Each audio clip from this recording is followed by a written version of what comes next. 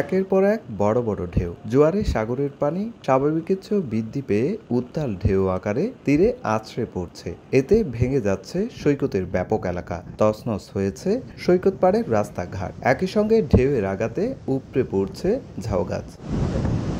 সৈকতের লাবণী পয়েন্টে দায়িত্বরত লাইফগার্ড কর্মী ফারুক দীর্ঘ ১৬ বছর ধরে দায়িত্ব পালন করছে সৈকতে। প্রতি বছরই বর্ষা মৌসুমে কিভাবে সাগর আগ্রাসী হয়ে উঠছে সময় সংবাদকে তার বর্ণনা দেন তিনি। বর্তমানে জিও ব্যাগ দিয়েও আমাদের এই বীজটা রক্ষা করা সম্ভব হচ্ছে না। পরিস্থিতি এভাবে দাঁড়াইছে যে প্রতি বছরই হাজার হাজার বাগানের গাছগুলো চলে যাচ্ছে।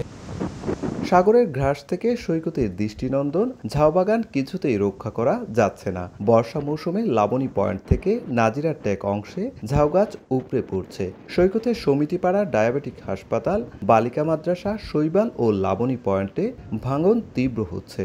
আর জিওব্যাগ ফেলে ভাঙন ঠেকানো অর্থের অপচয় ছাড়া আর কিছু নয় বলে দাবি স্থানীয়দের।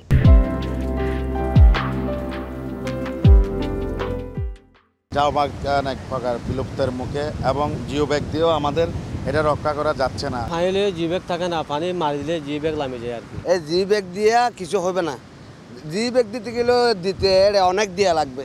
এদিকে পর্যটকরা বলছেন তীব্র ভাঙনে দিন দিন সৌন্দর্য হারাচ্ছে কক্সবাজার সৈকত। আগে যে ন্যাচারাল সি বিচ ছিল সেটা মনে হচ্ছে না, কারণ আগ্রাসী এই ঢেউয়ের কারণে এটা ভেঙে যাচ্ছে। বীজটার সৌন্দর্য কিছুটা নষ্ট হইতেছে আমাদের জিও ব্যাগগুলোর জন্য। এগুলো যদি এইভাবে না দিয়ে কোনো অন্য দেশের মতো উন্নত দেশগুলোর মতো টেকসই কোনো ব্যবস্থা করে দিত, সেগুলো সৌন্দর্যটা রক্ষা হইতো। তবে পানি উন্নয়ন বোর্ড বলছে ভাঙন তীব্র হওয়ায় হুমকির মুখে পড়ছে সরকারি নানা স্থাপনা, আর টেকসই বাঁধ নির্মাণের প্রক্রিয়া চলমান রয়েছে। সৈকতের যেন সৌন্দর্যটা নষ্ট না হয় সেই ব্যবস্থাও আমরা করছি। আমরা রিভাইজ ডিজাইন পেয়েছি, সেই অনুসারে আমরা একটা প্রকল্প দিব। কক্সবাজার সৈকতের কলাতলি থেকে নাজিরা টেক পর্যন্ত প্রায় ৬ কিলোমিটার এলাকা এখন ভাঙনের কবলে পড়েছে।